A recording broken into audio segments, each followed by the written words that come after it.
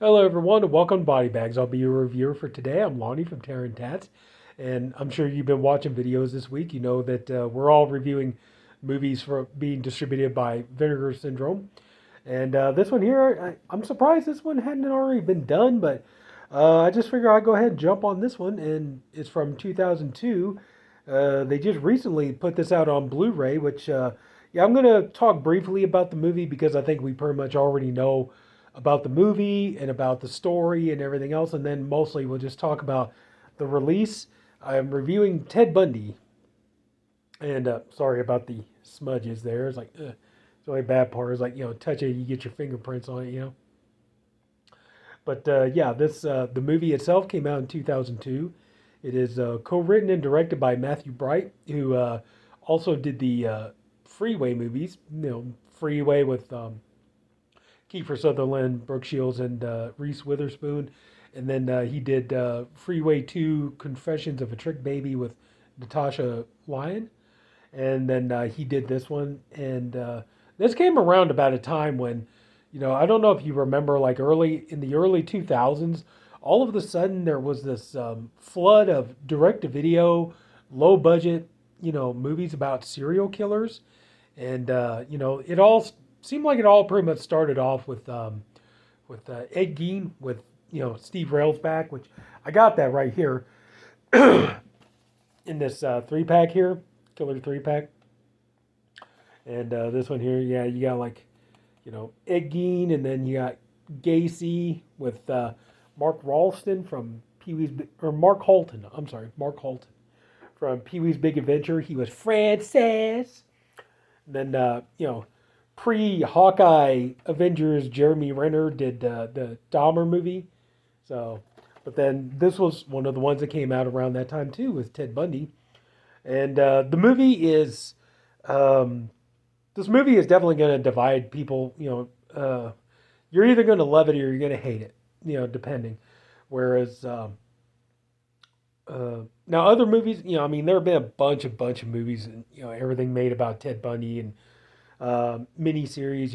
One of the best ones is the Deliberate Stranger, where Mark Harmon played Ted Bundy, which like while it was a good miniseries, at the same time you're kind of like, I don't know. I think like Mark Harmon gave Ted Bundy too much dignity. You know, it's like I've joked about that before. It's kind of like like yeah, like I mean I'm not saying anything bad about Michael Riley Burke. He was a really good actor and he did a great job in this movie. But just I think about like oh man, like back in the day, you think about like okay, Steve Railsback playing Charles Manson, Mark Harmon playing Ted Bundy, Farrah Fawcett playing Diane Downs, Brian Dennehy playing John Wayne Gacy, on and on and on. You're kind of like these actors like were a little too good for these roles, like they, like normally like they would be the ones like you know they're playing these killers, but normally they would be like the detectives or the cops or whatever lawyers, trying to get the bad guy, not playing the bad guy. But this here, though, the reason why this movie is controversial is, uh, where usually a lot of the times when they do one of these movies about, a true crime case, normally it would not take place from the point of view of the killer.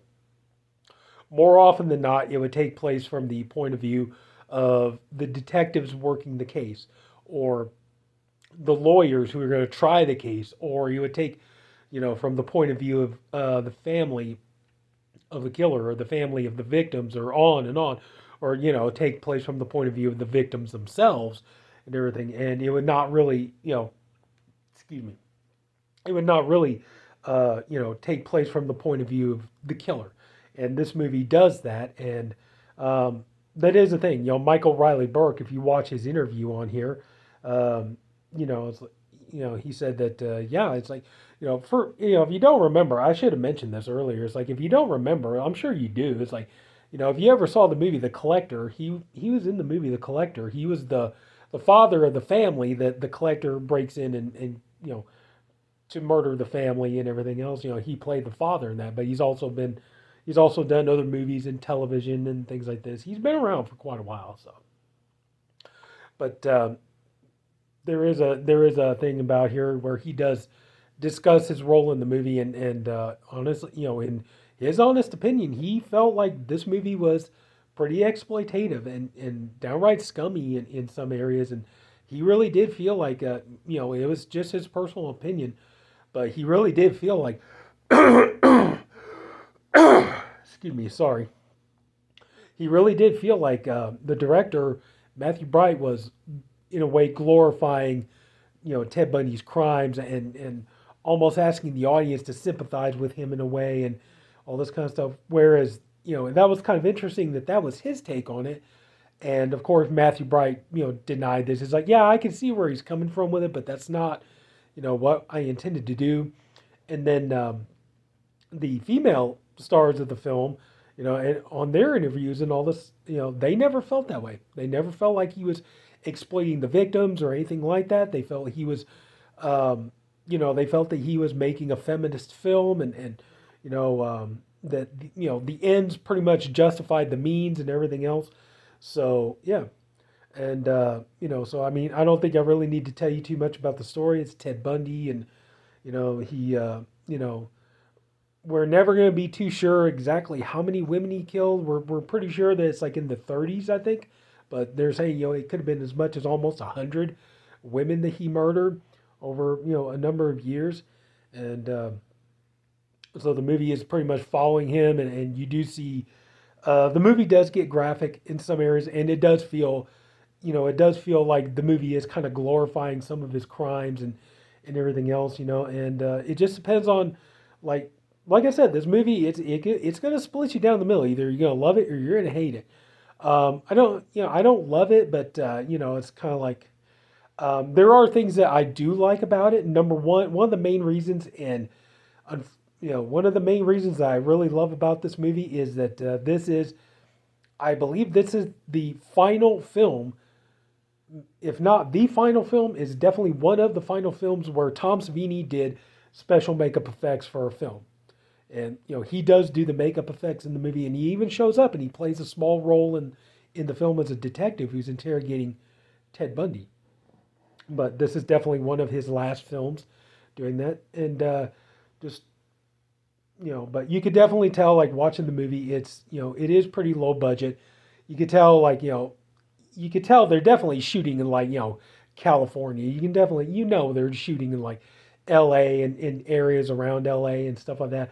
But they're trying to make it like they're trying to they're trying to substitute, like, areas of, Los Angeles or Hollywood for Florida, for Colorado, for Utah, for Washington and everything else. And it's just like, that is kind of the, you know, just watching it, you can kind of tell. It's like, yeah, it is. But I mean, it's a low budget movie. They can only do so much. And another thing that the movie does seem to try to follow a lot of the details of his crimes and everything pretty closely. But there are definitely some liberties taken, and definitely for one thing. And I understand it's a low budget film. They can only do so much with it. But one thing, if you knew about Ted Bundy, if you had, you done research on him, you would understand that, he had a type, when it came to his victims. He had a certain, he didn't just go after just, any woman at random. He had specific women that, that were his types, and they were the ones he went after. And usually they were young, beautiful, women, Caucasian, long dark hair, parted in the middle, and because that was the thing, like his victims, that was they usually all resembled this, ex girlfriend that he had that he was in love with, but she broke it off with him, and a lot of people felt like this was him trying to get revenge on this girlfriend by, in a way, like going after these poor victims, these poor women. It was almost like he was killing her over and over and over again, taking taking the rage that he felt for her out on them.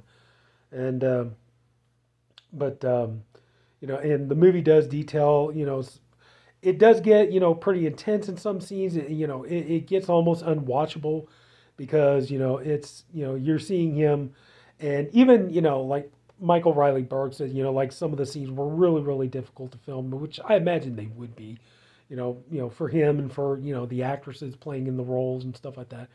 But you know, yeah, just some of the scenes, where he's, you know, just tormenting these girls and killing them and stuff. It is pretty hard to watch. And then of course, the in the course of the story, he gets caught and he's sent to jail in Colorado, but he escapes, gets down to Florida, and then he you know goes on a really horrible killing spree, and unfortunately, the last he murdered four innocent women in a sorority house and the Chi Omega sorority house, and then his last victim, sadly, was a 12-year-old girl who, I mean, dear God, no no little girl deserves to go through that. I don't care what you say, but and then you do the payoff of the movie though is pretty much like within the last 20 minutes or so of the movie, because you're getting down to the point where it's going to be his execution, and you see him the way they prepare him for his execution, and you can tell they're mocking him, they're making fun of him, all this kind of stuff. They're taking jabs at his expense, which he deserved. And in a way, you're sitting there hoping, like, you hope that that's what the cops, in the prison's guards and everything, that's what you hope they did. You hope they gave him a hard time, that they didn't make it easy on him. There is one thing, though, unfortunately, I'm going to give away a spoiler, but, I mean, I think we all know how the Ted Bundy story ends anyway, so I don't think I'm giving away too much here, but, of course, obviously, he was executed. And in this movie, they do this thing that I was hoping was actually a real event that did actually take place. That unfortunately, though, I do believe they say here that, yeah, it was proven like it was just kind of a myth, that it was kind of like a little bit of an urban legend around Ted Bundy that was debunked. But they, in the movie when he's executed, it turns out that the person who pulls the switch on him in the electric chair was actually a female officer, and the rumor was that in the Florida prison system, and everything, they had a female officer who she looked like one of Bundy's victims. She fit the profile of one of his victims and stuff like this. And then they did that in the movie, but yeah, I believe they said on here though that it's it never happened. It was just a myth. I believe it was another officer. That's one of those things though. I really do. I really wish it would have been true, man. It's like part of me still wants it to be true, but yeah, overall it's a good movie, and it's definitely not the best movie on Ted Bundy. I would say probably Deliberate Stranger is a little bit better than this, but there are elements to it that I do like. I do think Michael Riley Burke did a really good job playing Ted Bundy. Kudos to all the women in the movie who, played the victims or played his girlfriend, like Boti Bliss, and Tiffany Shepis has a small role in here. Phoebe Dollar, and yeah, I mean, everybody. I think they did a good job, considering the limited budget and everything else. I think they did a really good job, So I would say, yeah, go ahead and check this movie out. If you're a true crime fanatic and stuff like that. Also, too, if you're a Tom Savini fan, you want to. That was the thing, I remember like being a kid, watching Scream Grace Volume 1 on VHS, and then I was like, you know what? I don't care if even all the movies are garbage. I want to see like every movie that Savini does effects for. This was one of them, and if this is the last one he did, I wanted to see that too. I will say, unfortunately, though, you watch the movie, there is a special effect of his in the movie that doesn't work. There's one point it's near the beginning of the movie where, and unfortunately, because of the Blu-ray and the high definition, you could see it pretty clearly. He pulls up, next to this woman in his, VW, and he takes out, basically like the handle of a claw hammer or a hatchet, just the handle. And he goes out, and he comes up behind this woman. And he starts hitting her with it, striking her so he could steal her watch and everything else. Unfortunately, though, it's like it's really, really easy to see. It was easy to see on DVD, but now with the nice, beautiful, crisp, clean, high definition transfer that we got from Vinegar Syndrome, that you could definitely see when he's hitting her with the handle. It's so wobbly, and it's just it's bending and everything. It looks like a spaghetti noodle, pretty much. So, unfortunately, there was one of the special effects that didn't exactly work that well, but oh well. But still, hey, uh, still Savini, gotta love the guy. And now we're going to talk about the release of this. This is a really nice one. I am a little irritated. I'll get to that in a second. This is limited to 5,000, and as you can see, I got number 1,000. Where was I? Yeah, 1,638. It's like the cover here. This is kind of a nice slip cover, but sturdy. The only thing is, I have to admit, I'm not crazy about this. Not really crazy about that. It could fall out so easily, but here's the front of it, and here's the back. So of course, you can have your choice which one you want to go with, and then here you got the, there's the disc itself, and you get a number of bonus features on here. It's like, wow. You got newly scanned and restored in 4K from its 35 original camera negative. That's the thing that I have an issue about. I was like, this is a 4K restoration, which probably means I bought this. Now, probably within a year or two, that means that an actual 4K disc will be on the way. So I was like, why we couldn't just go ahead and get that now? I don't know. But so yeah, I'm pretty sure probably in a year or two, like we'll get the news. This will be coming out on 4K. So and there's a brand new audio commentary track with writer-director Matthew Bright, moderated by special effects producer Brad Henderson. Let's see, Bundy, an interview with writer-director Matthew Bright. TED Talk, an interview with actor Michael Reilly Burke. Seeing Evil, an interview with lead actress Boti Bliss. Scoring Bundy, an interview with composer Kennard Ramsey. Designing Bundy, an interview with production designer Chris Miller. A Serious Red Flag, an interview with actress Annalee Autumn. Highway to Bundy, an interview with actress Phoebe Dollar. Let's see, Delivering Bundy, an interview with actress Alexa Jago. Friend from Work, an interview with actress Deborah Officer. I'm sorry, I can't read that. Limited to 5,000. Double-sided poster. There, I'll show you that in just a second. Reversible cover art and English SDH subtitles. So anyway, so yeah, you got this here, and then hope you don't mind, but I put in my old.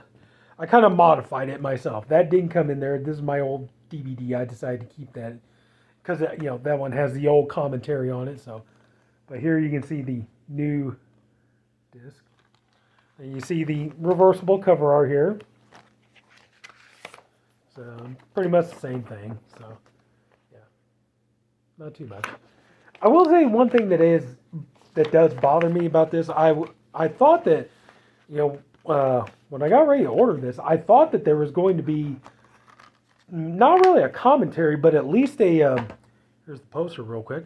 Not really a commentary, but at least a interview with Tom Savini. It's like I would have really liked to have known. I don't know if he just didn't want to talk about it or they didn't bother with it, but it just kind of would have been nice to see like what his. There we go. And then the other side, of course. Yeah, you can tell. I'm not too imaginative, but there you go. But, yeah, overall, just, I was just kind of sad that, like no interview with, Tom Savini and stuff. I have to get that later. But, yeah, it would have been nice to hear his thoughts on this. But overall, I really am happy with it. It's a nice addition. The transfer looks really, really good. Definitely a step up from the DVD and the old VHS tape, that's for sure. And, honestly, I do hope that, maybe we can get some of these other ones at some point, I know that they already did a Blu-ray for the Dahmer movie with Jeremy Renner, but, maybe at some point, maybe, Vinegar Syndrome can get us Gacy and Ed Gein. Like, that'd be kind of cool. But, overall, yeah, I'm really impressed with this. I think they did a really good job, and for the most part, I think Vinegar Syndrome usually does a really good job. I know they do tend to ruffle some feathers here and there. I am aware of that. I know that, but I think it's a really good, solid, release and everything else, and it's definitely a step up from what there was before. But anyway, yeah, just like I said, just kind of the two main things. I'm just kind of irritated that no interview or commentary or anything with Savini, and I just have a feeling, yeah, in a year or two, this is going to be getting a 4K, and I'm going to probably you know, wind up having to buy this again. But anyway, that's it. So if anybody took the time to watch this, I thank you for doing it. I appreciate you for doing it. I really hope you enjoyed the video. If you did, would you please leave it a like? If you haven't already, go and subscribe to the Body Bags channel. We have a different reviewer, one for every day of the week. I'm the Saturday reviewer, and a wonderful bunch of guys, and everybody's doing really good stuff. And that's it. So take care, everybody. Have a good night, and I'll see you later.